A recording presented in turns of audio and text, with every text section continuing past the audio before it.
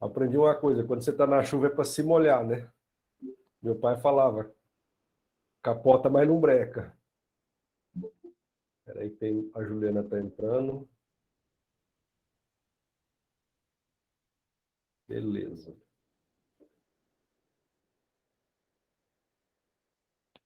Vou desconectar o celular aqui. Beleza, pessoal? Então vamos lá. Boa noite a todos.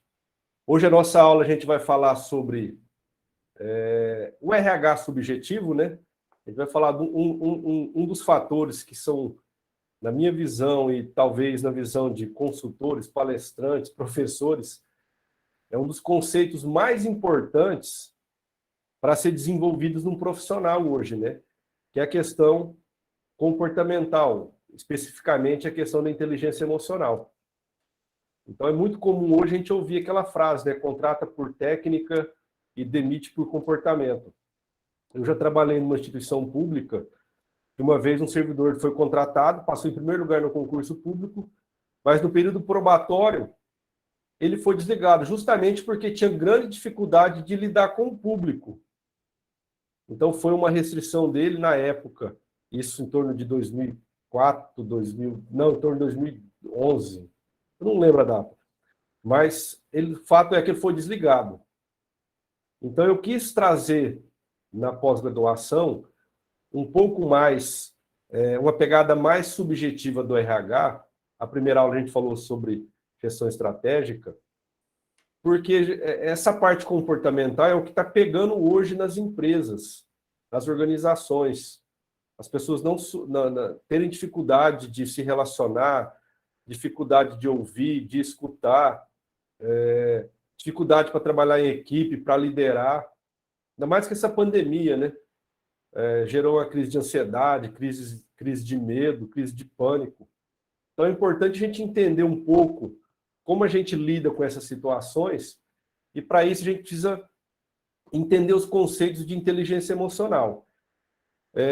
Vou falar rapidamente, antes de entrar na inteligência emocional, qual que é o objetivo dessa aula, né? Então, a essência, o foco dessa aula é fazer com que vocês compreendam que a inteligência emocional é talvez a principal soft skill que um profissional precisa ter no mercado, seja no setor público, setor privado, ou até no terceiro setor.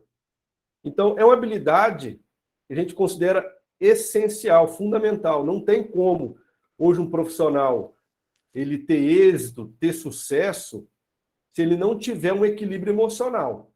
Então, começa por aí. Eu vou dar um exemplo da minha própria história, para ficar até fácil da gente depois encaixar os conceitos. Eu comentei com vocês na primeira aula, eu tenho 41 anos.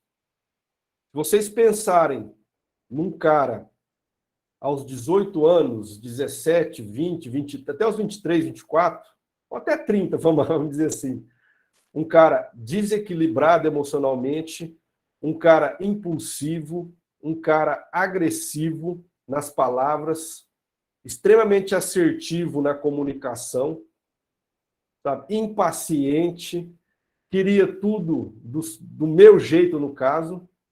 Esse era o professor Wesley há 10 anos atrás. Um cara que, se botasse uma coisa na cabeça, fazia de tudo para conseguir esse objetivo. Ou seja, equilíbrio emocional diante de um conflito, de uma pressão, não tinha. Não tinha mesmo. Tinha grande dificuldade de lidar com essas situações, de pressão, de cobrança. Então, para mim, é até um desafio falar sobre inteligência emocional, por ter vivenciado isso, né? De ter vivido do outro lado da desinteligência emocional, para depois aprender a lidar com as emoções, né? Quando eu fui trabalhar no presídio, os meus amigos falavam que eu não ia durar um mês por conta dessa impulsividade. Então, assim, as coisas vão acontecendo de forma natural na vida, a gente não entende por quê, sabe? Um cara que era sem paciência, um cara, às vezes, ignorante, um cara impulsivo, como que vai lidar com pessoas? Então, a minha vida profissional, ela foi caminhando justamente para lidar com pessoas. Ou seja, aquilo que era uma limitação minha no passado, acabou se tornando uma virtude. Ou seja, eu entendi como funciona do outro lado, para mim aprender, de alguma forma, a lidar com pessoas. Aí eu fui trabalhar no RH, gerenciando pessoas, virei professor, lidando com pessoas. Então, volta naquela frase lá da primeira aula, daquele post. Se você não sabe lidar com pessoas, você não sabe lidar com nada. Então, na nossa vida, no nosso trabalho, na nossa família, no nosso cotidiano, sempre vai ter pessoas. A gente precisa entender as outras pessoas e nos entender também. A gente conseguir lidar com as situações que vão aparecer, né? Então, vamos lá. A missão dessa aula, então, é fazer com que vocês entendam, que nós possamos compreender que a inteligência emocional é essencial, né? A agenda dessa aula. Nós vamos falar aqui de alguns exemplos de desinteligência emocional. Vamos falar aqui de como é um comportamento ideal na vida e como é um comportamento ideal na escola. Vamos falar do exemplo de um caso típico de como a questão neurológica, a parte emocional, biológica afetada, pode afetar o nosso dia a dia. Espera aí que eu vou ter que parar aqui que tem gente entrando. Espera aí só um minutinho. Vou voltar. Vamos falar sobre a questão do analfabetismo emocional, trazer um conceito, porque tem milhares de conceitos de inteligência emocional. A gente vai resgatar e discutir os pilares da inteligência emocional do Goleman, que é um dos caras que não foi o fundador, mas é um cara que trouxe, vamos dizer assim, de forma muito simples, vamos dizer assim, mais voltada para mercado, essa questão dos conceitos de inteligência emocional. E vamos falar sobre crenças e padrões mentais, ok? Então vamos lá. Qual o seu nível de inteligência emocional? Se a gente fosse estabelecer uma nota de 1 a 10, que nota você daria? Ou para mim, que nota eu daria para minha inteligência emocional? Eu, por exemplo, eu daria uma nota 7, 8 no meu grau de inteligência emocional. Aí a gente pergunta, né? Como que você lida com os conflitos? Como você lida com as dificuldades? Como você lida nos relacionamentos? Quando você é frustrado, ou quando uma pessoa te frustra, você não consegue ser objetivo. Como você lida com as suas emoções e com seus sentimentos?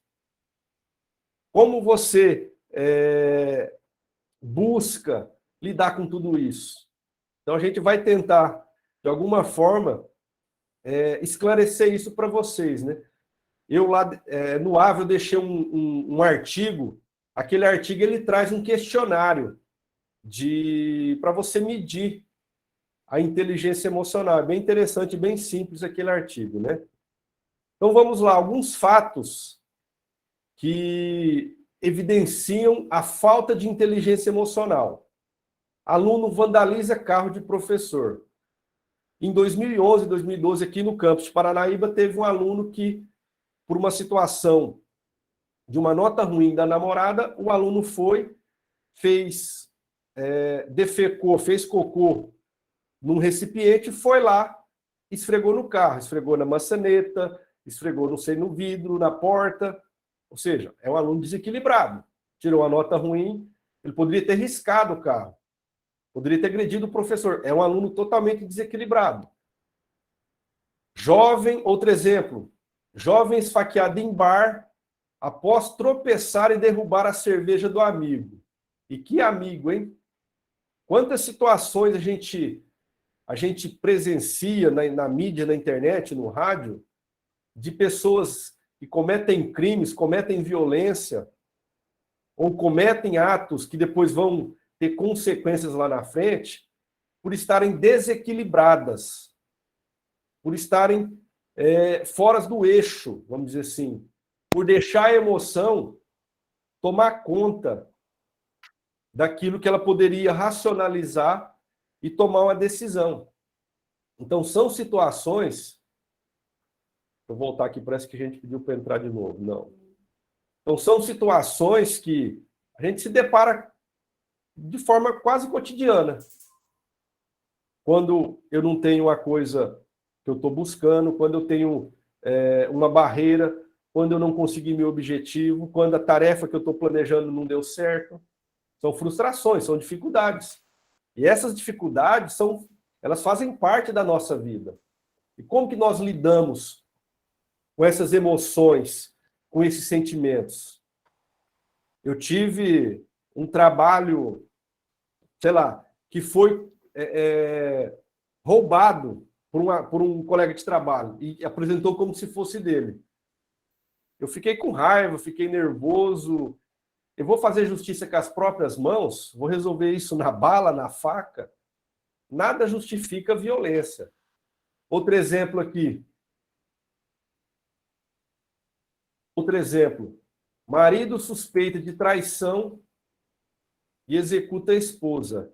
Aqui em Mato Grosso do Sul, quantos casos de feminicídio do marido não ter confiança em si mesmo, aí ele transfere essa falta de confiança para a esposa.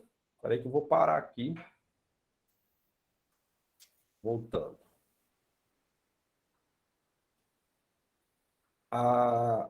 O marido não tem confiança na esposa e, às vezes, por uma mensagem de WhatsApp, por uma situação hipotética que ele imagina que seja verdade, comete uma atrocidade. Justamente pelo quê? Por esse desequilíbrio emocional. As emoções, todos nós vamos ter. Eu, como professor, às vezes vou dar uma palestra com um público diferente, a gente fica nervoso. Mais uma paralisação, só um minutinho.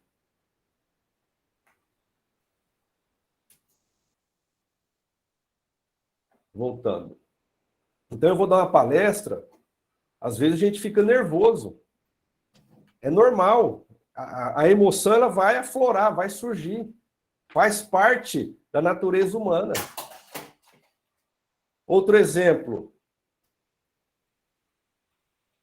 Gerente humilha... Isso foi um caso real no Carrefour, né? Gerente humilha os funcionários. Será que esse gerente ele tem equilíbrio emocional? Ele consegue lidar com as frustrações do trabalho, com as dificuldades do trabalho? Ou ele passa isso? Ou ele não se conhece, vamos dizer assim, não tem confiança em si mesmo e acaba transcendendo essa falta de confiança para os funcionários nesse tipo de atitude, né? Então, são uma série de exemplos que, se a gente procurar e a gente parar para analisar dentro do nosso próprio dia a dia, do nosso cotidiano, da nossa vida, a gente vai perceber esses possíveis desequilíbrios, né? Uma tristeza que dura mais dias, uma sensação de medo que nos paralisa. Então, são situações que a gente precisa ter cuidado. As emoções são impulsos para uma ação imediata. Se a gente for pensar numa situação da pré-história, quando eu via um leão, eu tinha o gatilho do medo, né? Eu tinha que reagir, eu tinha que agir para me sobreviver. Então, desde os nossos primórdios, vamos dizer assim, as emoções fazem parte da nossa vida. Ela remete a uma ação imediata. Ela remete a uma necessidade de nós lidarmos com as situações que vão surgir. Então, não tem como eu não sentir emoção. Ah, professor, mas eu preciso controlar minhas emoções. Controlar, sim. Eliminar as emoções, não tem como. As emoções são naturais do ser humano. O que a gente pode controlar são os sentimentos. A gente vai ver mais isso mais adiante, né? Aí então, exemplo dessa imagem nos diz muito. As pesquisas indicam que... Eu já li artigo que fala que 80% do sucesso depende da inteligência emocional, das soft skills. Eu já li artigo que fala que tem um indicador de 60%, outros de 50%. O fato é que mais da metade do nosso desempenho, ou da nossa performance, ou do nosso resultado, ele vai depender da forma como nós lidamos emocionalmente com as situações. Quantos pais desequilibrados agridem os filhos porque às vezes aconteceu um fato pequeno? Quantos casamentos são encerrados pela falta de desequilíbrio, pelo desequilíbrio emocional do marido, da mulher ou dos dois, por não ter escuta, por não ter paciência, por não ter perdão? Então a gente vai se debruçar sobre essa questão aqui hoje, sobre a inteligência emocional. Aí está um exemplo bem interessante. O que as pessoas falam tanto para a gente, os professores falam, os coaches, os mentores, que você tem que ser assertivo, que você tem que ser dinâmico, proativo, multitarefa, tem que ter atitude, tem que ser motivado, tem que ser isso, tem que ser aquilo. Isso é o que mais a gente ouve falar, que é o profissional que tem que estar na frente, que tem que estar liderando, que tem que estar comunicando, conduzindo, sabendo trabalhar em equipe.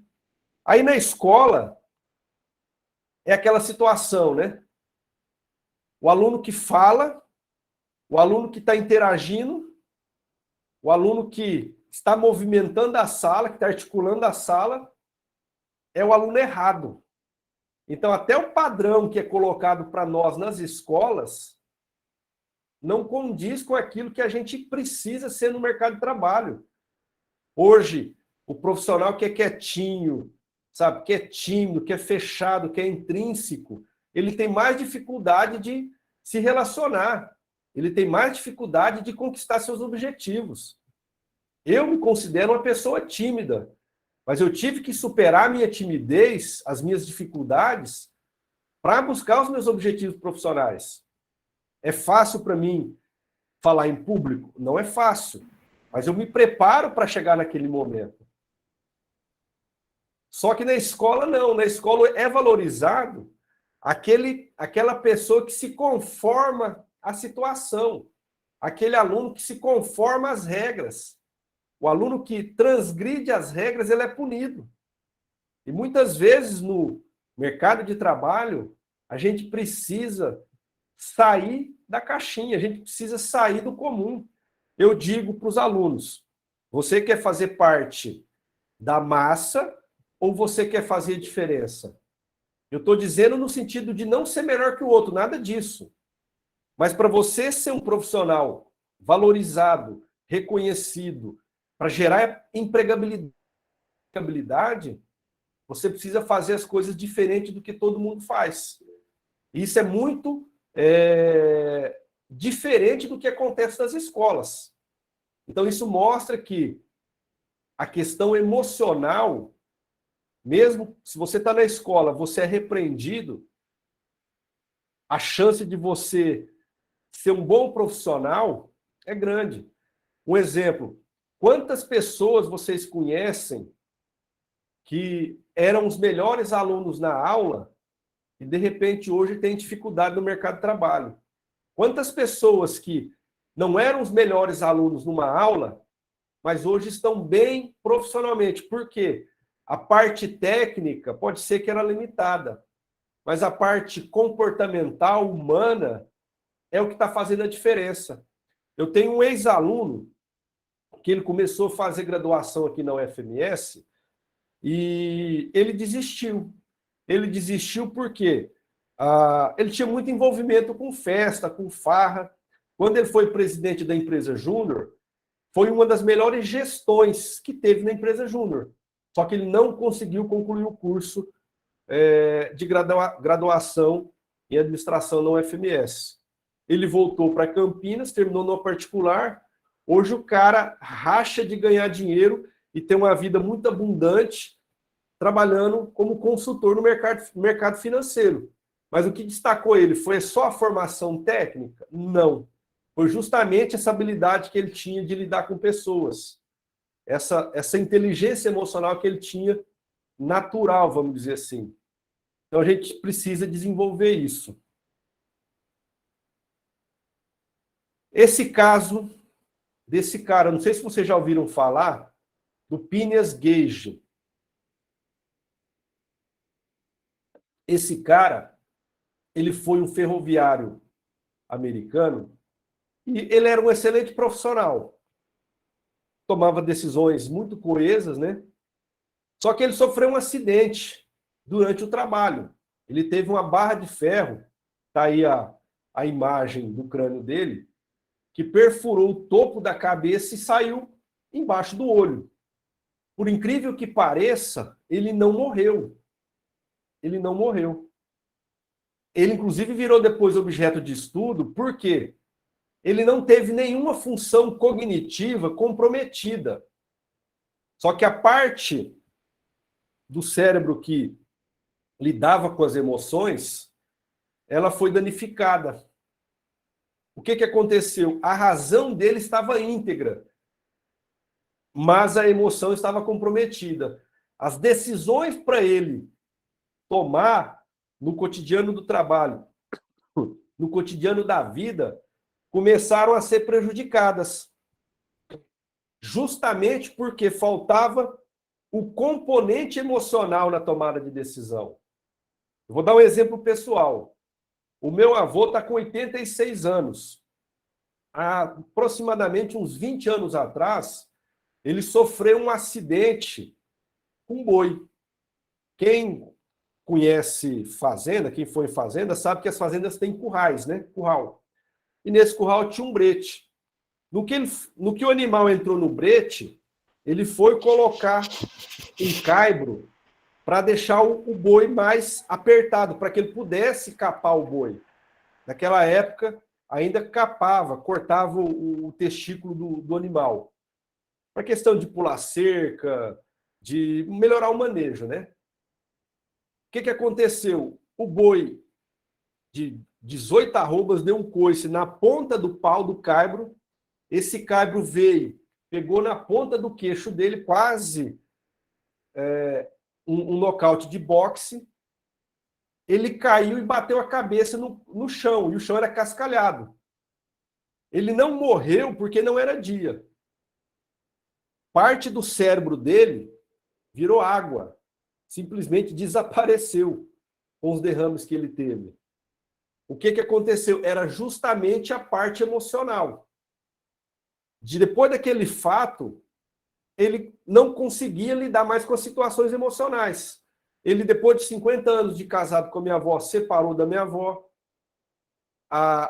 Ele conseguia lembrar só dos fatos anteriores ao acidente. Por exemplo, antes do acidente, ele tinha um conflito com o filho. Hoje, ele não aceita o filho chegar perto. Ele teve uma série de situações com os filhos que ele não consegue lidar. Só que a parte cognitiva, intelectual dele está intacta. Só que ele não consegue processar. Um outro exemplo, num sequestro, aí tem militares participando, eu poderia agir apenas racionalmente para resolver um sequestro, né? Está lá a vítima, eu simplesmente invado lá com 10 policiais, meto bala. Se caso sobreviver a vítima, perfeita, situação perfeita. Mas não é assim que se resolve. Então, eu preciso ter esse equilíbrio emocional, esse componente emocional, para mim tomar uma decisão correta. Uma decisão não pode ser só tomada com base na emoção e também não pode ser tomada só com base na razão. Eu preciso ter um equilíbrio entre a parte emocional e a parte intelectual, a parte da razão. Então, isso é importantíssimo. Aí a pergunta, né? As emoções nos tornam irracionais? Se for só a parte emocional, às vezes você age sem pensar.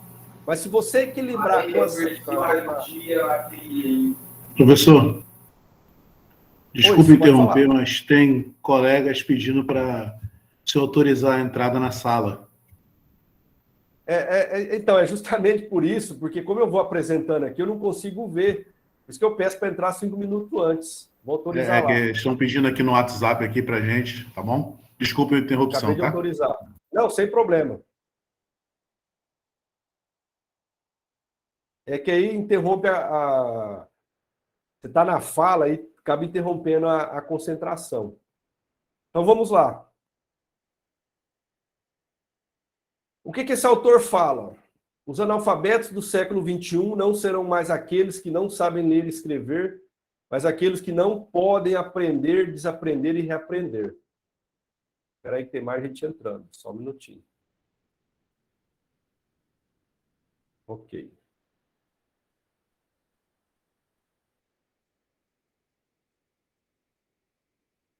Então, não basta eu ser o expert na área tal. Acho que foi Platão que disse, no Aristóteles, eu não me recordo. Tudo sei que nada sei, né? Então, a gente precisa estar aberto a novos conhecimentos, a viver novas experiências, no sentido de aprender, inclusive com a questão emocional. Quando a gente fala assim, para um aluno, quem é você? Apresente para a turma quem é você. Não quem é seu cargo, o que você faz, o que você tem, mas quem é você na essência. Todos nós temos dificuldade de lidar com esse eu interior. Provavelmente deve ter psicólogo participando, vai saber como entrar nesse eu interior, porque eu não sei, é um desafio. Mas nós precisamos buscar esse autoconhecimento. Por exemplo, lidar com situações frustrantes, um compromisso que não foi honrado, sabe, um objetivo que não foi atingido, um resultado que não foi alcançado. Por exemplo, eu saí daqui uma vez de Paranaíba, fui até São Paulo por uma orientação na época do doutorado.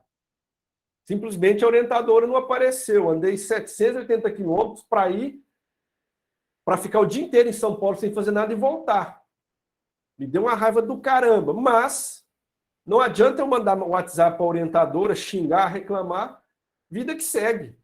Então, às vezes, a gente tem que acolher a situação, entender e buscar novos caminhos de tocar a vida. Se nós morrermos, o mundo não acaba. Sabe? Se nós perdermos o trabalho, o mundo não acaba. Se nós perdermos o relacionamento, o mundo não acaba. E às vezes a gente acha que a gente não consegue suportar a dor, não consegue suportar a situação. O ser humano pode ser preparado para suportar tudo. Tem gente que paga para sentir frio. Gente que fica quanto tempo dentro de uma mata sem nada e consegue sobreviver. É tudo questão da mente se adaptar à situação. É fácil? Não é fácil. Mas exige o quê? Flexibilidade e adaptação. A gente tem que se adaptar nas situações que vão surgir. É simples, é fácil, é gostoso? Às vezes não. A gente precisa se adaptar. Entender que esse processo de oscilação da vida, de altos e baixos, é natural. Então, esse analfabetismo funcional, emocional, melhor dizendo, ele provoca distorções de pensamento. O que seria distorções de pensamento? Às vezes acontece um fato, eu já começo a viajar, a devanear. Ou seja, será que realmente é só o fato ou pode acontecer isso que eu estou pensando? Então, a gente precisa ter esse equilíbrio, né? A questão do narcisismo.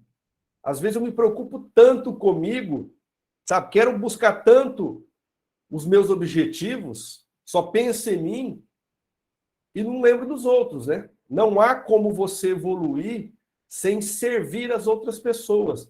Não dá para a gente viver numa bolha de pensar só em mim e esquecer que o colega do lado está passando dificuldade. Ou, de repente, ir numa igreja, num culto, e não enxergar o andarilho, o mendigo que está ali fora.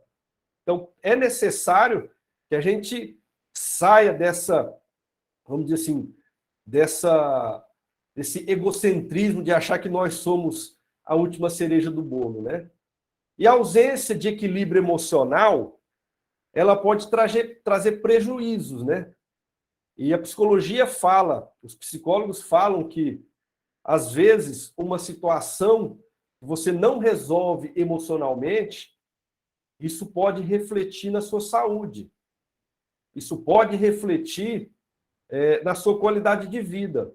Então, se você tem um trauma, se você tem uma situação não resolvida, sabe, se você tem uma angústia e não consegue se livrar daquela situação, ou melhor, não consegue entender e enfrentar aquela situação, de ter estratégias para superar aquilo, você pode sentir isso fisicamente, fisiologicamente no corpo.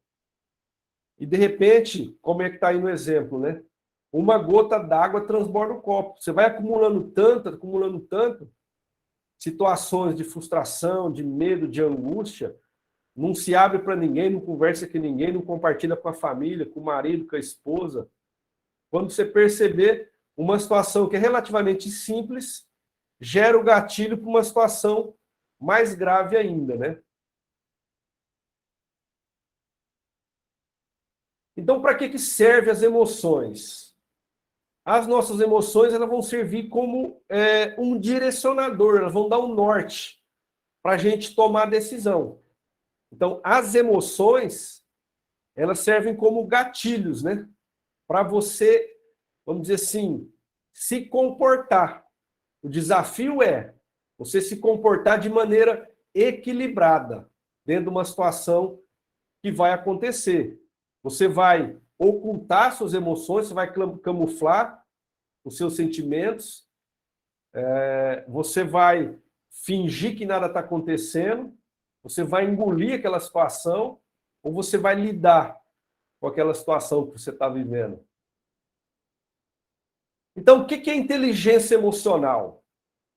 Segundo esse autor, Mark Brackett, diz o seguinte: significa reconhecer as emoções em outras pessoas e em si mesmo. Só isso já é um grande desafio, você entender o que a pessoa está vivendo, por que ela está tendo aquele comportamento, compreender as causas e etiquetar essas emoções, ou seja, dar nome para essas emoções, quais são os sentimentos que essas emoções geram, ter uma linguagem para expressá-las e descrever essas emoções, e, por último, regular esses sentimentos. O Goleman, Daniel Goleman, que é um dos principais autores de inteligência emocional, ele traz a inteligência emocional baseada em 4 pilares. O primeiro deles é autoconsciência social. Alguns autores vão trazer como autoconhecimento. O segundo pilar é autorregulação emocional, ou seja, como você vai controlar as suas emoções. O terceiro é o reconhecimento, ou seja, consciência social, como você percebe e como você age diante das situações, das emoções das outras pessoas. E quarto, como que você gerencia os relacionamentos. Então, segundo Goleman, são 4 pilares que são necessários para a pessoa ter inteligência emocional. Então, a gente vai agora destrinchar cada um desses pilares, né? Então, vamos lá. Primeiro, autoconsciência emocional, o autoconhecimento. Conforme eu havia falado, né? É fácil nós nos descrevermos, é fácil nós falarmos quem nós somos,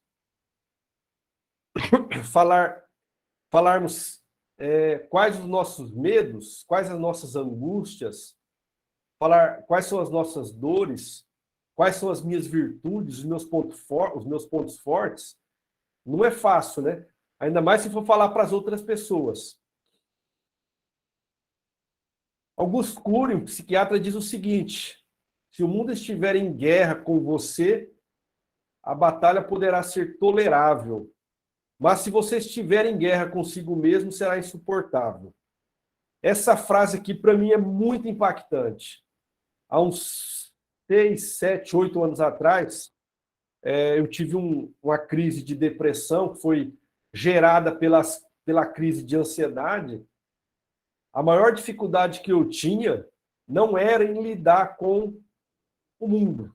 vamos dizer assim, a maior dificuldade que eu tinha era em lidar com as minhas emoções, com os meus sentimentos. Então, eu não conseguia, às vezes, me gerava muita dor, muito sofrimento, aquilo que eu estava vivendo e que uma outra pessoa seria relativamente simples resolver aquela situação. Mas, para mim, quando eu estava vivendo aquela situação, para tomar uma decisão que fosse simples, gerava dor, gerava consequência. Por quê? Eu estava mergulhado na doença, que era a tal da depressão. Então, eu precisei me curar e entender os fatores que me levaram a essa depressão e, principalmente, buscar me conhecer. Conhecer as minhas virtudes, as minhas qualidades, conhecer as minhas limitações, até onde eu posso ir, saber que eu não sou perfeito, saber que eu não vou agradar todo mundo, saber que eu me esforço para dar o meu melhor, mas nem sempre o meu melhor agrada as pessoas, porque cada pessoa tem uma forma de enxergar a vida, cada pessoa tem uma percepção.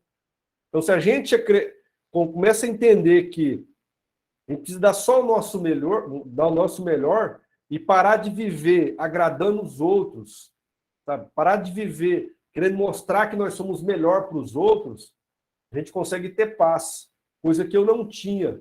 E hoje eu experimento isso. Hoje eu faço meu trabalho. Se um dia a organização que eu estou não quiser mais o meu trabalho, eu simplesmente vou juntar meu galo de briga e vou fazer outra coisa. Sabe? Eu não vou ficar martirizando hoje numa situação que me gera dor. Ah, mas você tem estabilidade. Ok. Mas eu consegui desenvolver na minha vida uma coisa que eu falo para os alunos. Desenvolva a empregabilidade. Ou seja, desenvolva as habilidades que o mercado quer, as competências que o mercado quer. Se você tiver isso, você não precisa ter medo de dar o próximo passo, de mudar. Então, essa segurança hoje, eu posso dizer que eu tenho. Só que o que me ajudou a ter essa segurança, essa confiança? O autoconhecimento. Ajuda com terapias e também, eu não posso negar, a ajuda dentro da igreja aqui, espiritual, vamos dizer assim, né? Aí está uma figura bem interessante, ó, que mostra que o que nós vivemos, percebemos, conhecemos, nós temos apenas 5% de consciência.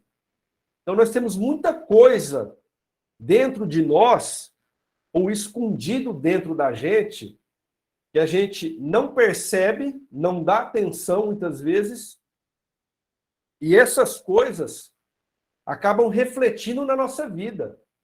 Esse subconsciente, aí está aí os medos, traumas, fobias, desejos, compulsões, as crenças, sabe? Então, são situações que a gente precisa trazer à tona para que a gente possa ter consciência disso, para que a gente possa mudar.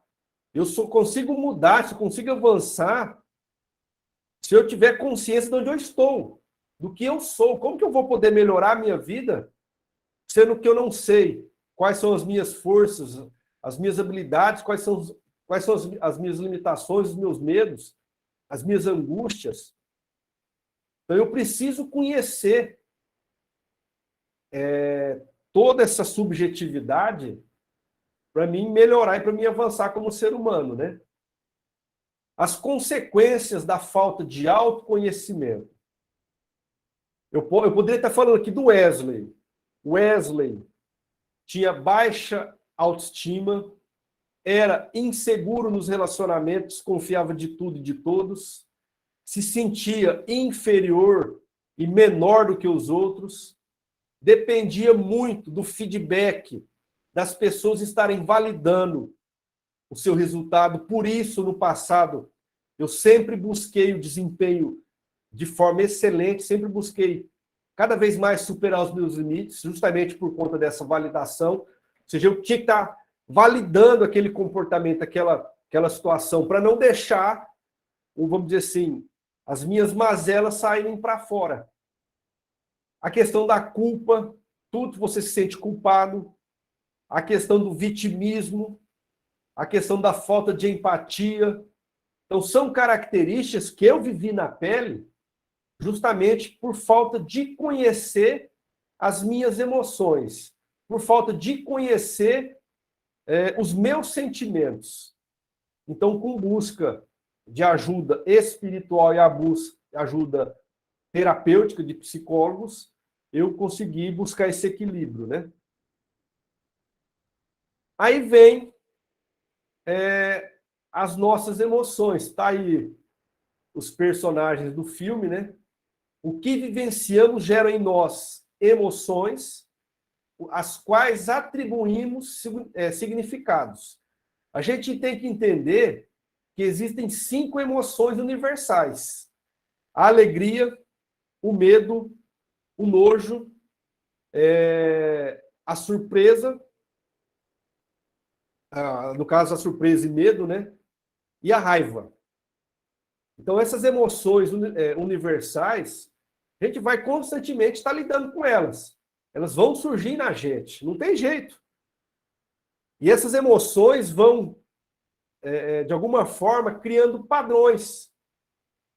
E vão alimentando aquilo que a gente chama de repertório, né? São nossas crenças, os nossos valores, né? E isso vai dizendo para nós como nós vamos enxergar o mundo. Ou seja, se eu fui criado uma pessoa, vamos dizer assim, baseado no medo, a minha visão de mundo vai ser de medo das pessoas. Aí entra aquele exemplo lá da escola, né?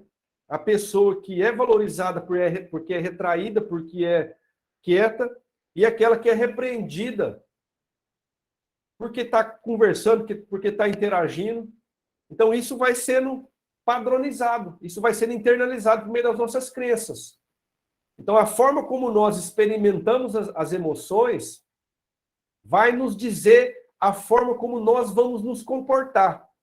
Por exemplo, até um tempo atrás eu tinha grande dificuldade de abraçar, de lidar e de falar das próprias emoções. A minha criação, talvez, pode ser de alguém que esteja, de pessoas que estejam na sala também, é aquela criação tradicional. Homem não chora,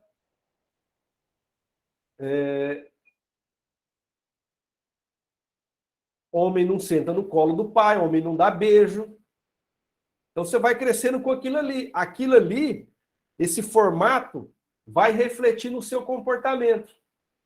Então tudo aquilo que a gente viveu, a nossa história, a nossa infância, as nossas experiências, reflete em quem nós somos. E às vezes nós precisamos mudar a forma de enxergar essas emoções para conseguir viver bem. Aí que os psicólogos falam, né? Você precisa ressignificar suas emoções. Você precisa entender aquilo que você viveu, você não controla. Mas você pode mudar aquilo que você vai viver daqui para frente. E o que acontece com o corpo?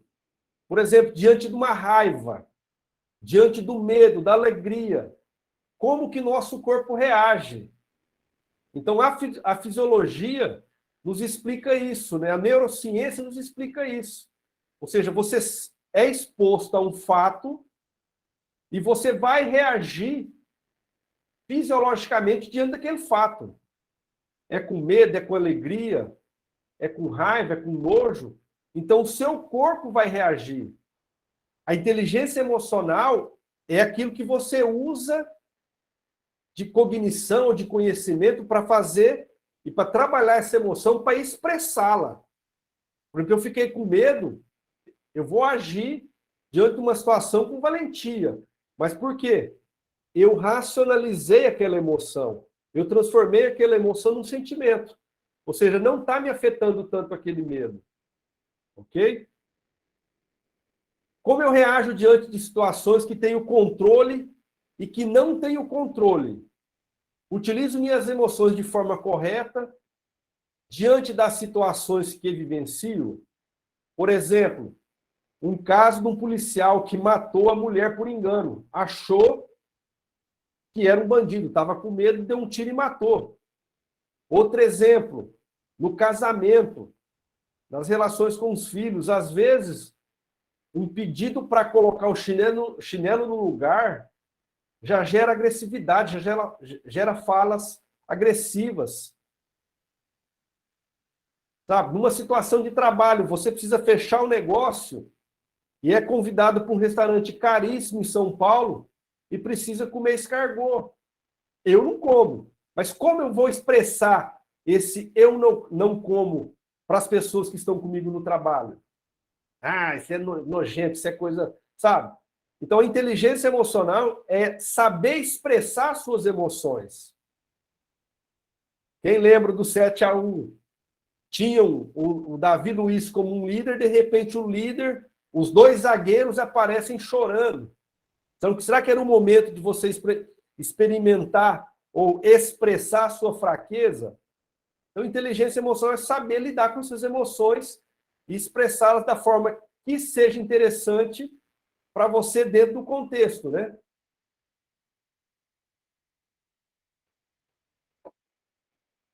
Mas as emoções, para a gente entender como expressar corretamente as emoções e sentimentos, a gente precisa entender de crenças ou padrões mentais que vão determinar a forma como nós vamos nos comportar e vai refletir naturalmente na nossa performance.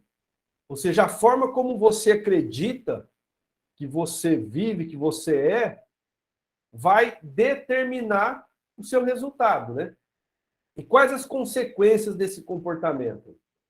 Então, vamos lá. Ó, como que é esse processo? Eu vou ter um estímulo, né? Uma situação, por exemplo, falar em público. É um estímulo. Essa situação, falar em público, para mim, pode gerar o quê? Coração acelerado, pode gerar a mão transpirar, pode gerar um grau de ansiedade. Então, assim, eu não tenho controle. Vai surgir isso em mim. Eu sou professor há 10 anos, dou palestra, dou curso. Vai surgir, é natural. Por exemplo, eu vou dar uma palestra na Associação Comercial sobre inteligência emocional. Vai surgir ansiedade momentos antes da palestra. Então, a emoção vai surgir. Se eu fosse agir com base nas crenças que eu aprendi, eu tinha que segurar as minhas emoções e engolir seca aquilo ali. Resolver aquela situação. Mas o que eu posso fazer? Opa, peraí. Essa emoção não me domina. Então, essa emoção gera o sentimento o quê? Da ansiedade. Aí eu posso adotar estratégias, nesse caso específico da palestra, para tentar reduzir ou até controlar esse grau de ansiedade. Ou para gerar, vamos dizer assim, um gatilho para gerar o comportamento adequado. Então, eu preciso pensar de uma forma diferente. Se eu estou lá na palestra, vai chegar assim, vai vir aquele pensamento, né? Pô, cara, o Wesley não sabe falar, o Wesley não sabe isso, o Wesley não sabe aquilo. Vem o pensamento do julgamento. Ah, o Wesley é fraco, o Wesley é isso. Se eu deixar isso entrar na minha cabeça, eu não consigo dar uma aula. Eu não consigo dar uma palestra. Eu não consigo trabalhar. Então, peraí. Aí eu ponho na minha cabeça. Peraí. Eu não sou isso que está vindo na minha cabeça. Eu me preparei, eu estudei, eu tenho experiência, eu já fiz isso várias vezes. Aí a coisa começa a fluir. Ou seja, os sentimentos começam a mudar. Então, vai refletir no comportamento. Então, esse sentimento que eu vou criar na situação, ele envolve a parte cognitiva, a parte intelectual, é o pensamento. A emoção é só a parte neurológica, biológica. Você não tem controle sobre ela. E as nossas crenças, elas são formadas nesse contexto. Ou seja, tudo que você é exposto, tudo que você viveu, vive, está sendo alimentado, vamos dizer assim, mentalmente, vai refletir na forma como você pensa, enxerga e como você vive. E essas crenças, ou seja, esse padrão mental que está enraizado nos seus valores, é o que vai dar o norte para a sua vida. É o que vai direcionar os seus comportamentos. É a forma como você se percebe no mundo, é a forma como você vai ter atitude ou não, vai ser passivo diante das situações, é a forma que vai gerar o gatilho para você buscar conhecimento. Então, passa tudo por essa questão das crenças, né? E como as crenças são criadas? Elas são criadas a partir da nossa história, da nossa infância, dos círculos sociais que nós estamos inseridos, do contexto. Se a gente é alimentado na televisão só por violência, eu começo a ficar mais insensível. Então, se eu sou exposto a uma situação, por que a gente fala tanto que a mídia hoje manipula as massas? É isso, está martelando na cabeça das pessoas. Você pega, por exemplo, o Silvio Santos com a Jequiti. Ele, do nada, dava um insight, Jequiti na tela lá, e sumia. Hoje, todo mundo sabe o que é Jequiti. O que é o produto Jequiti. Por quê? Foi criando uma imagem mental na cabeça da pessoa. E é tão interessante que a neurociência explica que o cérebro ele não consegue separar o que é real do que é imaginário. Se eu começar a pensar, eu sou um bosta, eu sou um fracassado, eu sou um coitado, o meu corpo vai sentir isso. O meu corpo vai refletir isso que eu estou pensando. Tem pessoas que fazem um quadro dos seus maiores sonhos e colocam na parede. Ou colocam frase na geladeira, onde todo dia ela vai ver aquela frase. Todo dia ela vai ver aquela imagem do que ela quer ser, do que ela quer ter no futuro. Parece que as coisas naturalmente começam a se engrenar naquilo ali. Tudo que você começa a fazer começa a se aproximar daquele objetivo. Então, por isso que a maior dificuldade de hoje para a gente, nesse mundo que nós somos bombardeados de informação, é justamente controlar os pensamentos. Muitas das doenças mentais surgem nos pensamentos. Vou dar um exemplo. Eu estou almoçando num restaurante, um almoço de trabalho, de repente tem uma executiva muito bonita, e por acaso eu bato meu pé na perna dela. É só um fato ou é realmente ela está imaginando que eu estou assediando, que eu estou cantando, que eu estou cometendo assédio com ela? Ou ela quer dar em cima, depois disso ela quer dar em cima de mim? Foi simplesmente um fato de bater, resvalar o pé na perna dela. Não tinha intenção nenhuma. Mas com os nossos pensamentos a gente começa a viajar. O ideal é a gente conseguir concentrar naquele fato, na essência. Isso aqui é um copo. É só um copo. Não adianta eu falar que o copo é velho, que é um copo de alumínio, que é um copo que era de tomar cerveja. É um copo. Não tem por que eu tecer julgamento sobre ele. É um copo. Ele não vai deixar de ser um copo. Então, o grande problema é que nós sempre estamos julgando. Sempre estamos colocando o nosso pensamento para trabalhar. Então, a gente tem que ter muito cuidado com essa questão de crenças, né? Como que nós nos percebemos no mundo. Então, a gente precisa mudar as nossas crenças para que a gente consiga evoluir. Então, a gente precisa mudar o significado daquilo que a gente está entendendo para a gente evoluir, para a gente avançar. E quando eu digo mudar o significado, não é mudar o fato gerador, é mudar a nossa percepção, mudar a nossa concepção daquilo que aconteceu. Eu tive um pai que era violento em casa, eu tive um pai alcoólatra. Se eu tivesse vivido com todas as mazelas daquilo que eu vivi na minha infância, se minhas crenças estivessem enraizadas naqueles padrões que eu tive acesso, talvez eu não teria terminado nem o segundo grau. Então, eu precisei mudar a minha forma de enxergar o mundo e fui entender que meu pai só podia dar aquilo que ele tinha, só podia dar aquilo que ele havia recebido. Aí eu consegui perdoar meu pai, consegui avançar na minha vida. Então, eu precisei mudar o significado, entender de forma diferente aquela situação. Então, como que eu mudo o significado? Ampliando o repertório, sendo bombardeado de forma contrária daquilo que eu acredito. Se eu tenho uma concepção, eu quero mudar aquela concepção, vai ler, vai ver vídeo, vai se informar, para você mudar a sua crença. Ok? Nossa, olha o que o Gandhi disse, né? Nossas crenças se transformam em pensamentos, os pensamentos em palavras, as palavras se tornam ações, essas ações repetidas se tornam hábitos, e esses hábitos formam nossos valores. Nossos valores determinam nossos destinos.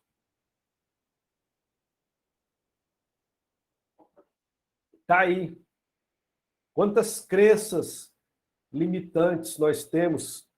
Quantas crenças de desamor nós temos? Então, a gente precisa buscar, se for o caso, ajuda profissional para aflorar essas crenças, essas emoções, para a gente entendê-las, né? Aí, para fechar essa primeira parte, esse primeiro pilar, quem é você, né?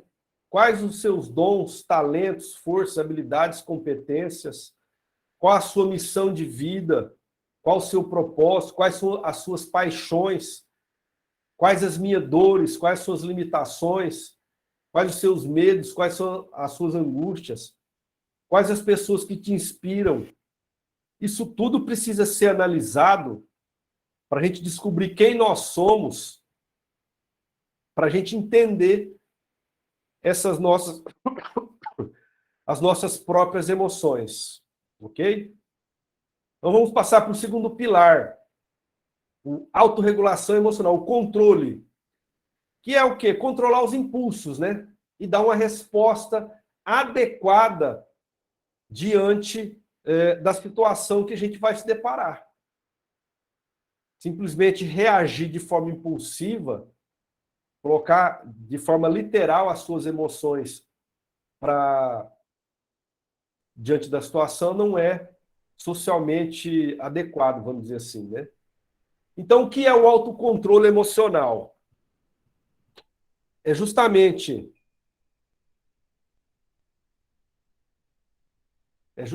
você saber lidar com as próprias emoções. Isso não é fácil, é difícil. Lidar com as próprias emoções e sentimentos para que eles não atrapalhem o seu desempenho. Então, qual a diferença entre emoção e sentimento, né? A emoção é uma reação física. Ela é consequência de um estímulo. Então, algo que aconteceu no contexto, no ambiente, vai gerar essa emoção em você. Já o sentimento é uma experiência mental. É quando você nomeia essa emoção. E esse sentimento é o que a gente demonstra para o grupo, para as pessoas, para o grupo, é o que a gente pode alterar, é o que a gente pode esconder, que a gente pode evidenciar, vamos dizer assim, ok? Então, a emoção é uma reação imediata e vai ser algo que não tem como controlar, você vai sentir. Já o sentimento envolve um componente cognitivo, né, onde você, de alguma forma, consegue discernir, consegue controlar. Segundo essa psicóloga, diz o seguinte: as emoções vão dizer exatamente, as emoções e sentimentos vão dizer exatamente quem você é na essência. Isso é uma frase muito interessante. Vai dizer quem você é na essência. Lembra que eu falei do Wesley? Agressivo, compulsivo, assertivo, impaciente. Então, eu era uma pessoa ferida emocionalmente. Não conhecia os meus medos, minhas emoções. Não precisei me conhecer para conseguir me expressar socialmente de forma melhor. E é interessante, quando você fala em gestão das emoções, que a gente tenha esse conceito da Julian Rotter muito claro, que é o locus de controle. Aí está um exemplo. Eu tirei 5 na prova. A culpa é do professor ou a culpa é do aluno? Eu não tive um bom desempenho no trabalho. A culpa é minha ou a culpa é da empresa? O quanto a culpa é minha, o quanto a culpa é da empresa. Então, se eu tenho, numa situação extremada, um locus interno avançado, evoluído, eu vou refletir, pô, quanto eu estudei, quanto eu me dediquei, quanto eu me esforcei para aprender, para tirar nota. Agora, se eu tenho o locus externo mais desenvolvido, a culpa é sempre do sistema, a culpa é do outro que não me ajudou, a culpa é do meu pai que não me deu acesso à escola, a culpa é da minha mãe que não me deu dinheiro, a culpa é que eu não tive oportunidade.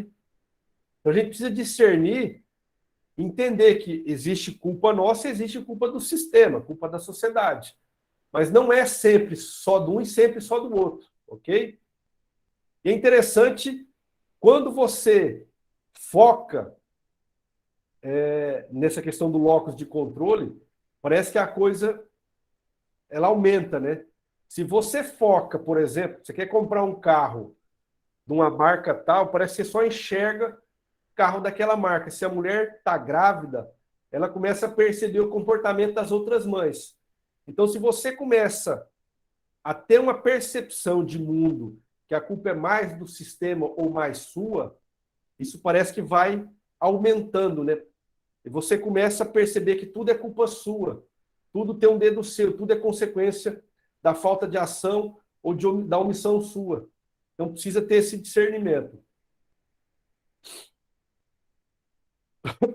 Antes de você tentar mudar alguma coisa, aumente a sua consciência sobre o contexto. É aquilo que a gente falou. Analise a situação de forma real e não fantasie a situação. É importantíssimo a gente ter esse discernimento, só que para a gente chegar nesse nível de discernimento, a gente precisa ter o autoconhecimento aflorado.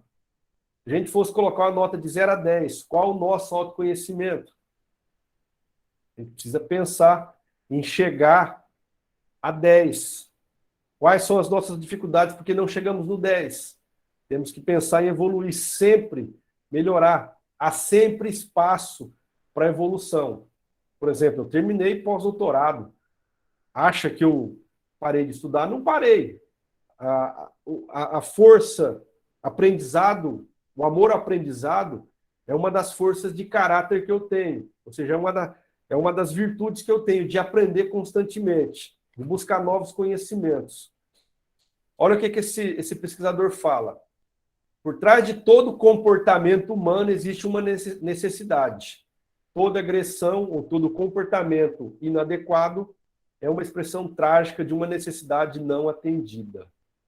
Então, reconhecer as emoções das outras pessoas é reconhecer aquilo que as pessoas precisam.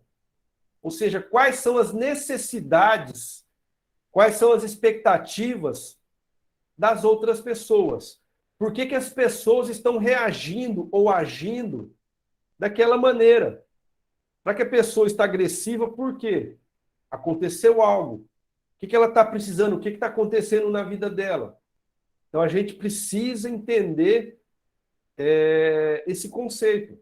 Nada acontece por acaso. Todo comportamento tem um antecedente antes. Tem algo que gerou esse comportamento.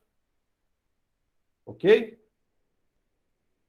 Não é o que acontece com você, não é o que acontece, mas é a forma como você interpreta o mundo. Isso tem em vários livros, ou seja, a forma como você enxerga, como você percebe, se você coloca mais o locus de controle na situação que você viveu ou na sua vida hoje, é o que vai determinar o quanto de qualidade de vida, o quanto você vai viver bem, o quanto você vai ter felicidade, o quanto você vai ter paz. Então, a forma como você se coloca diante das situações, se você está vendo a situação de fato como ela é, ou se você está criando suposições naquela situação, é o que vai determinar o seu nível de bem-estar, de sucesso, de felicidade. Ok? Voltando aqui, um detalhe. Muitas vezes, quando a gente está interpretando, a gente está colocando o nosso julgamento, né? O nosso juízo de valor, a nossa percepção. É o que eu falei, o copo é só um copo ou é um copo amassado? A necessidade exige que eu tenha o julgamento?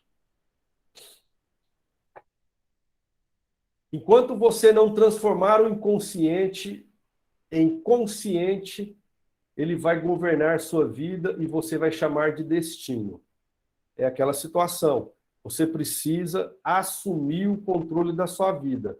Situações que estão fora, situações que aconteceram, não pode determinar o daqui para frente. Situações que estão, vamos dizer assim, obscurecidas na sua vida, precisam vir à tona para que você conheça e aprenda formas de lidar com aquela situação, com aquele sofrimento, com aquele medo. Eu li um livro uma vez que o autor falava, né? Você quer superar um medo, um trauma, um sofrimento? Se depare com ele. Você quer superar a dificuldade de falar em público? Se exponha. Pratique. Não tem outra forma de você superar.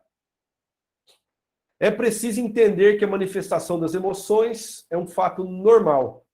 E para a gente adotar a melhor estratégia para regular as nossas emoções, ou seja, quando a gente diz regular, é a melhor forma de você apresentar essas emoções de forma equilibrada, de você se portar de forma coerente num grupo, para a sociedade. Se você está frustrado, você vai falar tudo que você pensa para as pessoas.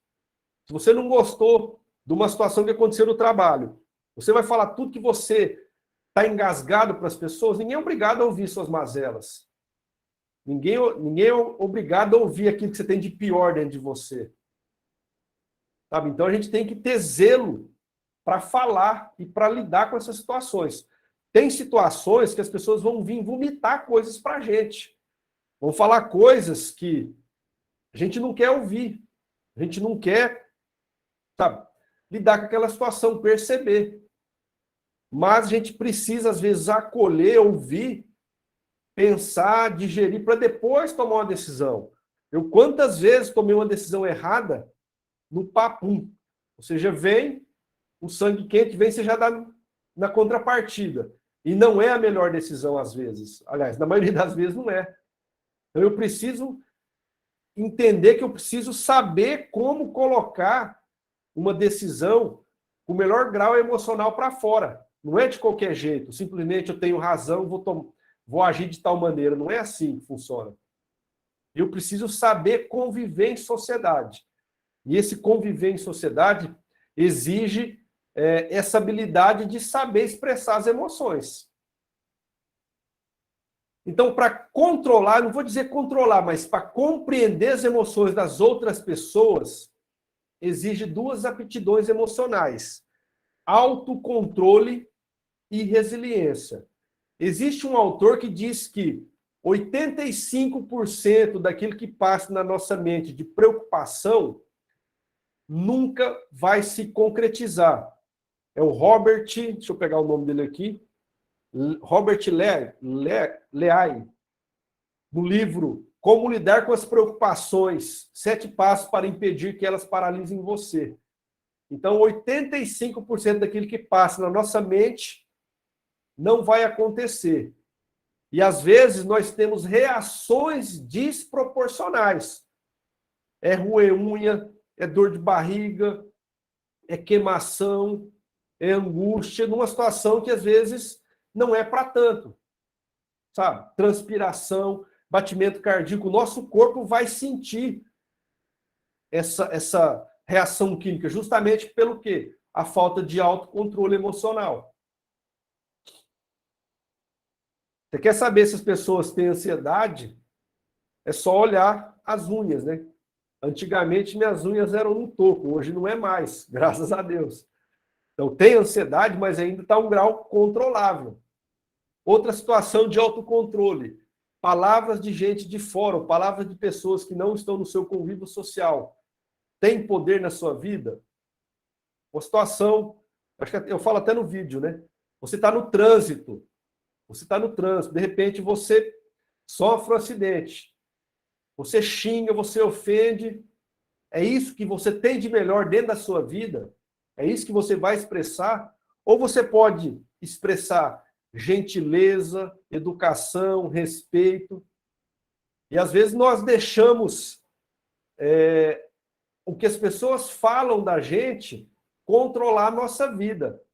O que as pessoas apontam o dedo, falam, julgam, determina a forma como nós vamos viver. Às vezes ficamos com medo de viver porque fulano A, fulano B está pensando isso. Então, isso é sinal de falta de equilíbrio emocional. A minha esposa, na graduação, ela tinha muita gastrite, que era o quê? O medo de falar em público. Hoje ela não tem mais, hoje ela é professora também. Mas no começo, ela tinha grande dificuldade com falar em público. O meu caso, quando eu participei do primeiro seminário na graduação, isso lá em meados de 1999, eu suei mais do que tampa de marmita, de nervoso, de ansiedade. Era o que? A falta de autoconfiança, a falta de autocontrole. Então, o autocontrole é fundamental para lidarmos com as pessoas. As pessoas vão vir falar coisas, vão te agredir verbalmente, vão ter situações. Você precisa aprender a habilidade de entrar por aqui e sair por aqui. Não guardar. É fácil? Não é, é um processo. A gente precisa trabalhar isso. Como você expressa os seus sentimentos? Quais as reações faciais à exposição de um determinado fato? Às vezes a situação é uma situação constrangedora, é uma situação desagradável, é uma situação ruim. Você vai perceber pessoas que vai refletir isso no comportamento, na fisionomia, na face. Antigamente, na minha face, quando eu estava contrariado com uma situação, a minha fisionomia mudava. A minha esposa percebe isso, porque está todo dia comigo. Então, é a nossa emoção transbordando no nosso corpo. Isso é o quê? Falta de equilíbrio emocional, falta de saber lidarmos com essas emoções e com esses sentimentos. Já a resiliência é a capacidade de enfrentar, é um conceito que vem da física, é a capacidade de enfrentar e suportar e, principalmente, se recuperar diante de situações conflituosas, diante de situações desagradáveis, diante de situações adversas. Como que a gente vai lidar com a pressão? Então, pessoas hoje com baixo grau de resiliência têm dificuldade no mercado de trabalho para aguentar pressão, aguentar cobrança, aguentar prazos, resultados. Então, uma pessoa resiliente, ela consegue lidar melhor com as situações difíceis, consegue se adaptar, ela consegue se desvincular muitas vezes dos problemas de trabalho e ter uma vida mais leve, consegue desenvolver autoestima, ou seja, o mundo pode estar acabando, mas eu sei do meu potencial. Elas enfrentam situações de dificuldade melhor, elas têm uma visão positiva da vida, por mais que a situação é difícil, é problemática, existe um momento que há superação, ou seja, esse momento não é perpétuo, ele vai mudar, eu posso evoluir, eu posso sair daquela situação que eu estou vivendo, de dificuldade. E essas pessoas resilientes, elas não esperam as coisas acontecerem, elas buscam fazer as coisas acontecerem. Ou seja, elas são protagonistas, elas não ficam esperando a vida me levar, ou seja, o que acontecer da vida. Ok? Então, são algumas características de pessoas resilientes, né? Dicas pessoais de como eu utilizo para blindar de tudo a maldade que existe no mundo, na televisão, às vezes até de colega de trabalho, a competitividade, como que eu pessoalmente utilizo. Eu acredito que existe algo maior, eu acredito em Deus. Por exemplo, eu sei que eu tenho um propósito na minha vida e Deus está guiando os meus passos. Por mais que eu cair, por mais que eu enfrentar dificuldade, nada vai me afastar desse propósito. Nada vai me afastar desse caminho que eu tenho hoje, de que eu identifiquei depois da depressão, depois que eu busquei o autoconhecimento. Cerque-se de pessoas boas, cerque-se de pessoas que te jogam para cima, que te elevam, que te motivam, que te valorizam, que te reconheçam. Se você está num ambiente que tem pessoas negativas, pessoas que que te criticam, te jogam para baixo, esse ambiente não vai te ajudar a colocar o seu melhor para fora. Então, busque ou mudar as pessoas, que é difícil, ou mudar o ambiente que você está inserido. E cuidado com o conteúdo e o ambiente que você está inserido vivendo. A gente estava falando da questão da televisão, né? Hoje nós somos bombardeados no celular, televisão, rádio, computador, de informações. Teve pessoas que ficaram doentes só de ligar a televisão, ver tanta notícia ruim de Covid. Teve senhoras idosas que entraram em depressão, tiveram crise de ansiedade, de medo, só de ver televisão. Por quê? Estão internalizando na cabeça, na mente, aquela situação que o mundo é só Covid, que o mundo é só morte, que o mundo é só doença. Então, primeira coisa, igual aqui em casa, a gente evita de ver situações negativas. A gente evita ver filme de violência, evita ver filme que traga mensagem negativa. Terceiro pilar, reconhecimento das emoções das outras pessoas. Seja um especialista em empatia. Eu nunca fui, estou aprendendo a ser. Eu sempre fui muito indelicado para lidar com as pessoas, sempre fui muito assertivo, muito sincero, muito ríspido para lidar com as pessoas. E na vida, a gente não pode ser assim. A gente precisa ser mais humano, a gente precisa ser mais sensível. Você não é empático quando... se eu fosse você no seu lugar, eu te avisei. São frases que é muito comum de um colega te falar quando você quebra a cara, quando não dá certo aquilo que você estava buscando. É uma pessoa que, em vez de te ajudar, te coloca mais para baixo. Você quer ajudar uma pessoa que está envolvido com droga, com bebida, com alcoolismo, você quer piorar a situação da pessoa, é falar para ela assim, velho, isso faz mal, isso é ruim. Cuida da sua... O cara sabe que aquilo ali é ruim. O cara sabe que ele tem aquela dificuldade, que aquilo faz mal, mas ele não tem força, vamos dizer assim, para gerar mudança. Então, você falar coisas redundantes, que vai reforçar um fato que já está acontecendo, só piora a situação e mostra a sua total falta de empatia, né? Porque empatia não é apenas se colocar no lugar do outro, é se colocar no lugar do outro, aí vem uma vírgula, 2 pontos, né? Como se fosse o outro. Por exemplo, eu posso me colocar no lugar do outro, de um cara que está lá na guerra, mas estou aqui com o ar-condicionado, tomando a minha aguinha gelada, tomando um tereré, tomando uma cervejinha, estou me colocando no lugar do outro.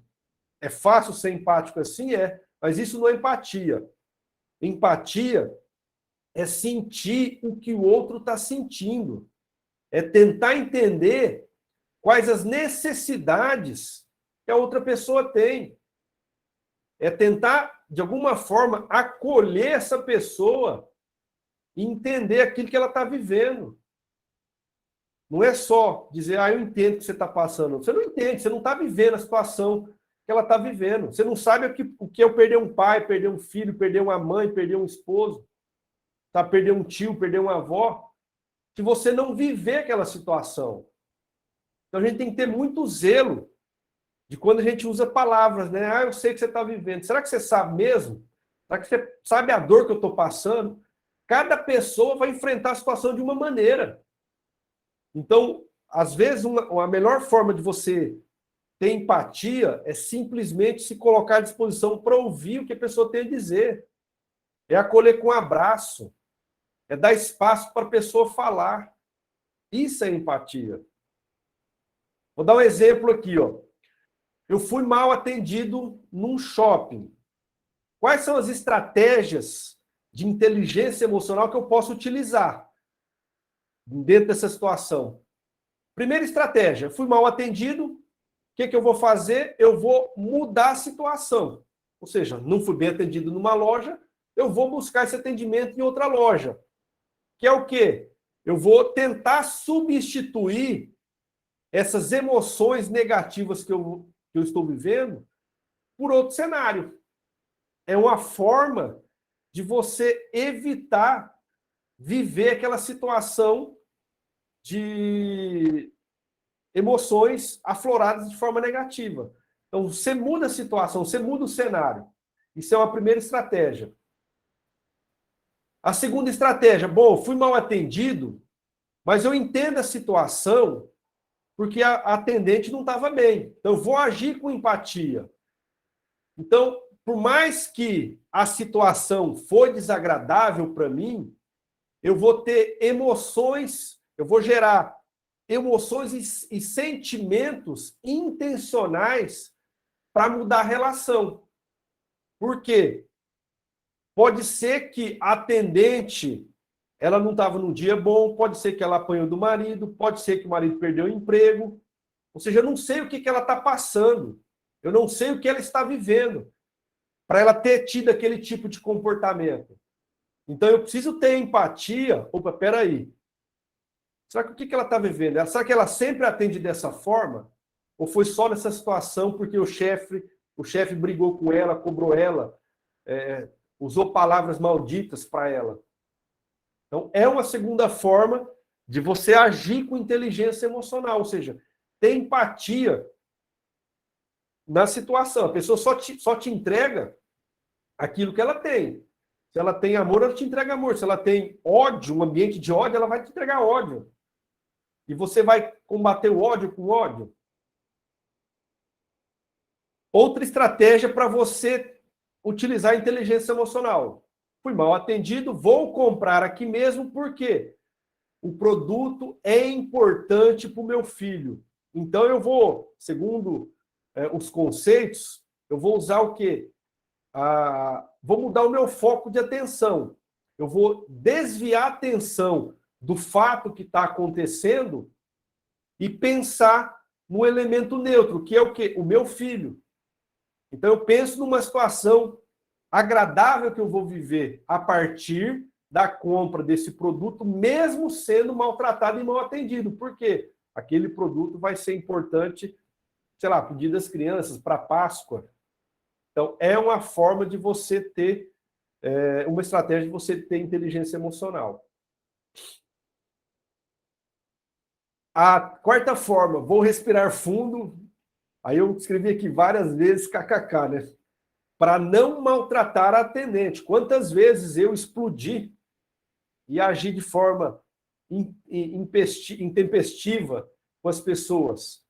Hoje, eu tento, de alguma forma, controlar aquilo que eu estou vivendo para expressar os meus sentimentos de acordo com a situação. Então, assim, é um esforço, no meu caso, exagerado, contínuo, para mudar o meu comportamento. Porque a reação natural, a forma como eu fui criado, era o quê? Bateu, levou. Aconteceu o fato, reage, toma atitude. Hoje não, hoje eu paro, penso, analiso. Tem situações, a pessoa falou uma coisa que eu não gostei, eu não vou rebater, vou deixar. E daí? Falou, é o que ela pensa, não vou mudar a concepção dela e ponto. Sabe? Então eu vou mudar a minha forma de reagir diante dessa situação. Um exemplo, uma criança, para não demonstrar decepção com o avô, ela sorri e agradece quando o presente, o brinquedo que ela ganhou, em vez de ser brinquedo, era um par de meia. Quantos de nós já fizemos isso com crianças, em vez de dar brinquedo, dar roupa? E a criança, às vezes, tem inteligência emocional, porque foi educada para isso, ela agradece. E tem crianças que falam a verdade, que não agradecem. Então, inteligência emocional é você saber minimizar, maximizar ou substituir um sentimento que você está vivendo por outro, de forma que você não gere inimizade, de forma que você não gere insatisfação, de forma que você já não gere, vamos dizer assim, uma frustração para as pessoas. Se eu disser tudo que tem na minha cabeça para todas as pessoas, às vezes eu posso ser preso. Se eu trazer tudo que eu tenho nas minhas entranhas para fora, eu tenho que saber como colocar isso de forma agradável, de forma sociável para as pessoas. Então, aqui está um exemplo de como uma criança, ela, vamos dizer assim, minimiza a sua reação comportamental para não frustrar o avôzinho de 90 anos, né? E, por fim, outra estratégia de você lidar com as emoções. Não vou estragar o meu dia por isso, por mais que eu fui mal atendido. Então, eu mudo o quê? Eu mudo a minha percepção. É só uma compra, é só uma situação, a pessoa não estava bem. Então, assim, eu vou mudar a minha forma de enxergar aquela situação. Então, são 5 estratégias de como nós podemos ter inteligência emocional. Mas a essência é o quê? Resiliência e autocontrole. Conseguiu desenvolver autocontrole e resiliência, o resto vem de forma natural. O último pilar da inteligência emocional é a gestão dos relacionamentos. Nossa missão na vida, Peter Drucker é um dos gurus da administração, é um dos, a gente fala, um dos papas da administração, é um escritor famosíssimo da área de gestão. Ele diz o seguinte: nossa vida, nossa missão não é provar o quanto somos melhores ou quão estamos certos. A nossa vida é deixar impactos. Nossa vida é fazer diferença. Então, nós precisamos entender que nós precisamos trabalhar, ganhar dinheiro, buscar felicidade, buscar sucesso, mas qual a contrapartida nós estamos deixando para o mundo? É o que muita gente fala legado, né? A sua vida, o seu trabalho está deixando um legado, ou você vai passar por essa história, por essa vida, e não vai deixar a diferença. Então é importante a gente pensar nisso. O seu trabalho, o seu ciclo social, o que você faz, gera diferença? Isso gera consequências para a sua evolução? Eu vi uma palestra uma vez que o palestrante falava assim, para você prosperar, você precisa servir as pessoas com o seu conhecimento, com as suas habilidades, com as suas emoções, com o seu afeto. Tem gente que tem habilidade de acolher. Às vezes você pode participar de uma instituição de caridade para ajudar as pessoas. Então, a sua vida precisa fazer diferença no mundo. E quando você faz essa diferença positiva, as coisas começam a acontecer. A lei da natureza começa a colocar as coisas em ordem, né? Eu dei uma palestra há 18 anos atrás, eu estava saindo da faculdade, não tinha perspectiva nenhuma. Hoje eu olho para onde eu cheguei e falo assim, cara, como eu tive esse boom na vida pessoal, profissional, e parece que eu olho assim, não foi só eu, não foi só força minha, parece que tem uma coisa maior por trás disso, sabe? Só que eu estou buscando, estou lutando, estou correndo atrás, não estou esperando sentado. E quando eu percebi que a minha vida, ela tem que fazer diferença na vida das outras pessoas, seja numa aula, numa conversa, num bate-papo, seja num grupo de amigos, na igreja, coisa que depois que eu comecei a perceber que minha vida só fazia, onde eu chegava só gerava o mal, só gerava emoções ruins nas pessoas, pela minha forma de viver, minha forma de enxergar a vida, eu mudei a chavinha. E quando eu mudei a chavinha, eu comecei a viver melhor, comecei a dar mais resultado, comecei a ter mais equilíbrio, a viver bem. Todos nós temos recursos que podem ser utilizados por outrem para alterar o estado de espírito para melhor ou para pior. Às vezes, as pessoas falam assim, mas eu não tenho competência, eu não tenho habilidade. Você tem a sua vida. Às vezes, a sua história pode ajudar outra pessoa. Às vezes, aquilo que você sabe, aquilo que você tem de dom natural, pode ajudar o mundo. Hoje, o mundo está tão carente, por exemplo, de alegria, de amor. Às vezes, você tem um dom para cantar, para tocar. Faça isso de forma voluntária numa comunidade, para as pessoas, para a família, para a escola. E faça o mundo um pouco mais azul, um pouco melhor. Com a intenção sempre de trazer uma história ou que você vai...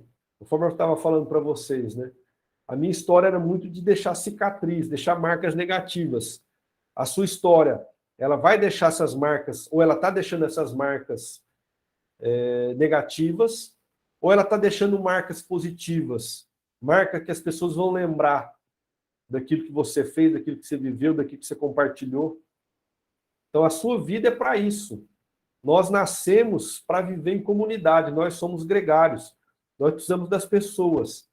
Então, a gente não pode entrar num grupo de trabalho, que seja na empresa, e ser a ovelha negra daquela instituição. A gente tem que usar tudo aquilo que nós somos, a nossa essência, junto com as nossas habilidades, competências adquiridas, para entregar o nosso melhor.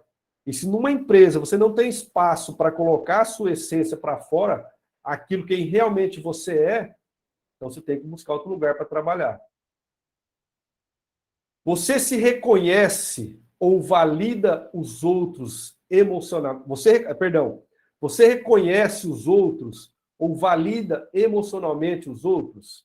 Depois eu vou passar um vídeo para vocês, depois do final da apresentação, para vocês verem a importância de se validar, a importância de dizer palavras positivas.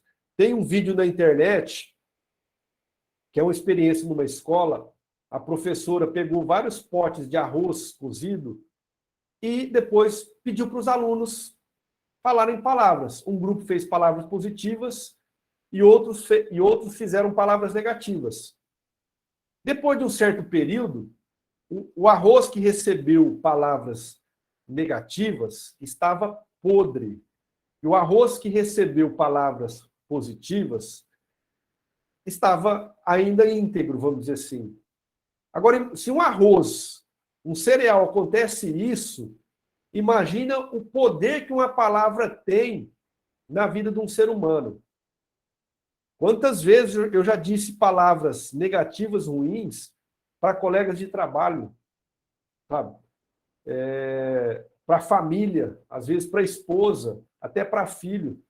Hoje eu penso 2 vezes no que eu vou falar. Quanto que a nossa fala, ela tem impacto. Tudo que você expressa, tudo que você comunica, parece que isso, sabe, vai para o mundo, é aquela lei da natureza. Se você planta o mal vai vir para você. Se você planta o bem vem para você. Então a gente tem que ter muito cuidado naquilo que a gente está vivendo, sabe? Naquilo que a gente está se alimentando. E a importância de você reconhecer e valorizar e validar, e quando eu digo validar, não é só cobrar um filho para um resultado, não é só cobrar a esposa ou o marido que tem que fazer comida, tem que levar roupa, não é só cobrar empregado ou funcionário, é você reconhecer. Tem funcionários que se sentem bem às vezes um funcionário da limpeza, de você falar bom dia, sabe? De você elogiar uma pequena sugestão que o funcionário dá. Então, isso é extremamente importante, você criar no ambiente de trabalho esse clima positivo, esse clima de confiança, esse clima que as pessoas possam expressar aquilo que elas realmente são, e não ficar vivendo personagens para agradar A ou para agradar B. Quando acreditamos, essa frase é importante, pessoal, quando acreditamos que não estamos percebendo nossos sentimentos, tendemos a ter uma corrente de pensamentos totalmente disfuncional e até mesmo desconexa da realidade. É aquilo que a gente falou. Se eu começar a me alimentar, começar a alimentar a minha mente de coisas que as pessoas acham de mim, de coisas que as pessoas acham da minha aula, de coisas que as pessoas acham do meu trabalho, se eu começar a me alimentar da mente, do que as pessoas pensam, se o Wesley é um cara bom, se o Wesley é um cara ruim, se o Wesley é um cara justo, se é um cara injusto, se eu sou feio, se eu sou bonito, sabe? Se eu começar a alimentar minha mente com essas dúvidas, eu vou me perder. Eu vou me perder nos pensamentos, vou perder nos meus sentimentos, nas emoções, e parece que é um ciclo, né? Quanto mais eu vou me alimentando dessas crenças negativas, parece que eu não consigo sair daquela roda. Vou me alimentando e as coisas vão piorando, e eu vou dizer, não, eu sou pior, eu sou ruim mesmo, ninguém gosta de mim, ninguém me ama, não dou conta, não consigo, e vou viver naquele ciclo. Então, eu preciso parar e ter discernimento sobre isso. Primeira coisa é mudar o nosso padrão de enxergar a vida, mudar o nosso padrão de enxergar a realidade, mudar o nosso padrão de enxergar trabalho. Sabe? Às vezes o líder, o chefe, o encarregado, o gerente, vem dar uma cobrança e essa cobrança se transforma, minha vida vai acabar, eu não consigo mais, eu estou com medo. Não, é só uma cobrança. Então a gente precisa separar o que é fato e o que é imaginário, para a gente conseguir ter paz, para a gente conseguir viver bem, para a gente conseguir realmente produzir e ter qualidade de vida.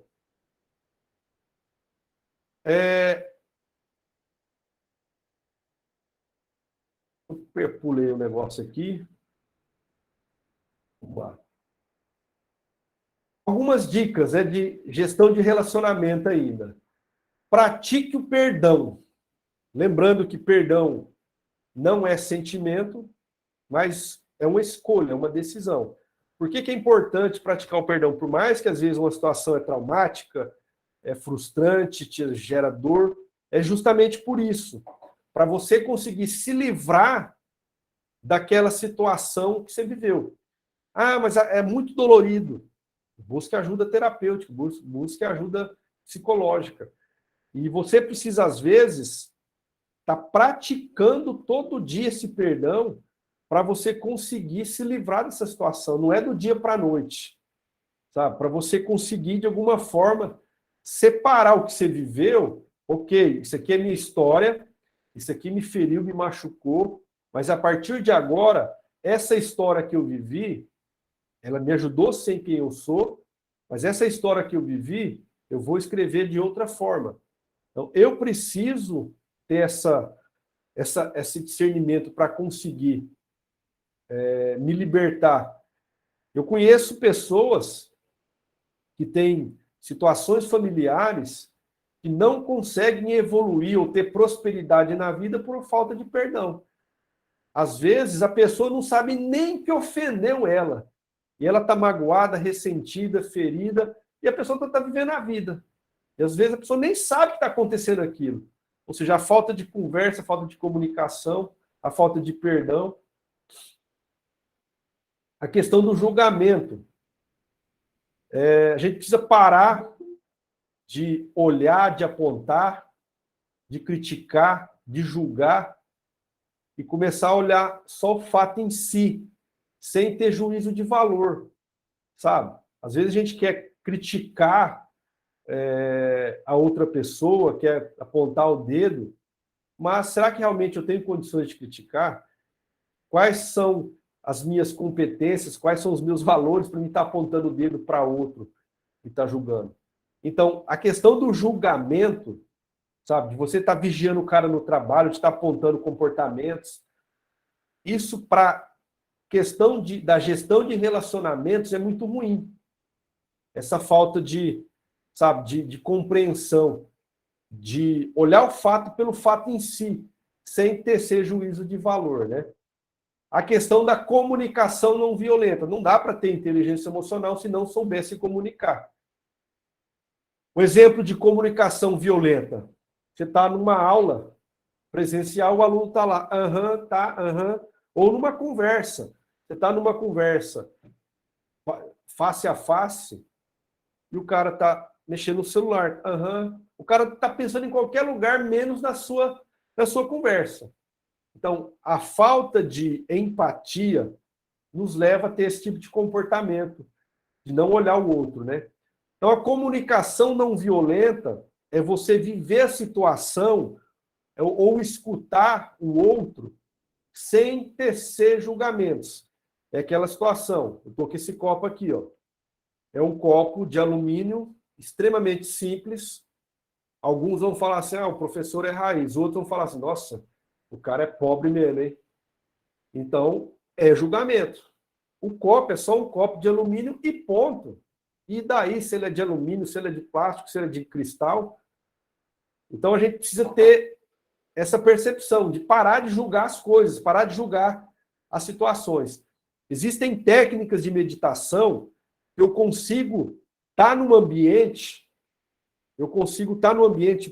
às vezes está uma batedeira aqui do meu lado, está furando um poço, a furadeira, e eu estou tão concentrado naquela situação porque eu não estou julgando. Eu desfoco a minha atenção porque eu começo a julgar aquela outra, julgar a situação, julgar a pessoa. Então eu saio do foco para julgar outra pessoa ou julgar a situação. Interromper o outro para colocar a sua visão é uma falta de inteligência emocional. Numa conversa, estar sempre armado ou na defensiva para ter sempre a resposta correta ou sempre para ter razão. Criticar sempre os outros e a nós mesmos. Quando a gente tece uma crítica a um comportamento, primeira coisa, qual que é o padrão? Normalmente a gente tece a crítica com base no nosso padrão, no nosso modelo. E será que o nosso modelo é o correto? Será que a forma como nós enxergamos a vida é o correto? É o justo? Se a gente for parar para pensar, não existe padrão de comportamento ideal. Existem valores a serem seguidos. Por exemplo, eu sigo os valores de Cristo. Respeito, fraternidade, caridade, justiça. É com base nisso que a gente vai julgar, a gente vai criticar. A gente tem que ter muito cuidado. Falar com rispidez e grosseria, isso era muito comum à minha pessoa. Querer falar mais alto do que as outras pessoas. Falar uma coisa na frente e depois falar por trás outra coisa, isso eu acho extremamente indelicado e vou mais além. É a falta de caráter das pessoas, né? Se comportam diante de uma situação de um jeito e quando a pessoa vira, fala mal nas costas. Isso é muito ruim. Então, a comunicação não violenta precisa ser trabalhada para se desenvolver inteligência emocional. Conversa. Quando tiver algo que te machuque, que te adoeça, que te angustie, que te gere algum sentimento negativo, busque ajuda profissional. Ou compartilhe, ou partilhe isso com pessoas da sua confiança. Às vezes uma conversa ajuda muito. E a gente precisa entender que no ambiente de trabalho, a conversa em si, o conflito, ele é natural. Ele faz parte do processo das relações humanas. Ele não pode ser, vamos dizer assim, escondido, abafado. Se você abafa um conflito, ele vai surgir. Agora, o desafio é entender a necessidade desse conflito? Esse conflito é sobre uma situação de trabalho ou é sobre uma situação comportamental? Eu posso estar tendo um conflito e discutindo uma situação com respeito sobre alocamento de recursos no setor A, setor B. Agora, quando eu começo a ter conflito de pessoas ou de ideias, no sentido de julgamento, aí, às vezes, o que está por trás dessa necessidade não é resolver um problema de trabalho, mas é mostrar que eu sou melhor ou mostrar que a pessoa é pior do que eu. Então, a gente precisa entender que o conflito é natural. Existe um livro, se vocês puderem ler, que ele fala sobre as 5 linguagens do amor, que ela pode ser aplicada tanto para relacionamento matrimonial ou para as relações humanas, né? Relação de pai e filho, relação de trabalho. Tem pessoas que vão se sentir bem com palavras de afirmação, com elogio, com reconhecimento, com carinho. Tem pessoas que vão ser motivadas ou vão se sentir mais dispostas a se engajarem numa atividade quando tiver o reconhecimento material, tiver a viagem para Disney. Tem pessoas que vão precisar do toque físico, ou seja, do encontro de sexta-feira à tarde, do encontro de final de semana para comemorar, sei lá, a Páscoa dentro da empresa. Sabe? Tem pessoas que vão se sentir bem com atos de serviço, sabe? De fazer, na questão de fazer favor, de cuidar, sabe? De organizar as coisas. E tem pessoas que vão se sentir bem tendo tempo de qualidade. Às vezes você passa um tempo curto com o filho ou com a esposa, mas esse tempo é muito significativo, né? Eu posso passar o dia todo com o filho e às vezes eu fico o dia inteiro no celular, não dou atenção para o filho. Então, desenvolver essas habilidades, essas linguagens, também facilita a nossa inteligência emocional. As pessoas incapazes de transmitir e de receber emoções, elas naturalmente vão ter mais dificuldade de se relacionar. E quem tem a habilidade de dar o tom emocional, ou seja, de expressar corretamente as suas emoções, tende a desenvolver a habilidade de liderança. E para a gente fechar, algumas reflexões rápidas. Você tem clareza sobre o seu propósito, sobre a sua vida, sobre a sua missão? Você está no protagonismo da sua história ou você está sendo guiado pelas coisas que vão acontecendo? Tipo Zeca Pagodinho. A questão de ressignificar suas emoções. Como eu disse, se for preciso, busque ajuda profissional. O fato é que o passado, o que a gente viveu, não tem como mudar. Mas, para a gente viver melhor, a gente precisa equilibrar as nossas emoções, ou seja, ressignificar os sentimentos, ou seja, a forma como nós enxergamos aquilo que a gente viveu. E, por fim, as empresas contratam pela técnica e demitem por comportamento. E isso evidencia o quão importante é nós desenvolvermos a nossa inteligência emocional. Então, essa foi a nossa aula de hoje. Agora eu vou abrir para as perguntas e depois a gente vai, no segundo período, fazer uma atividade prática. Professor, boa noite.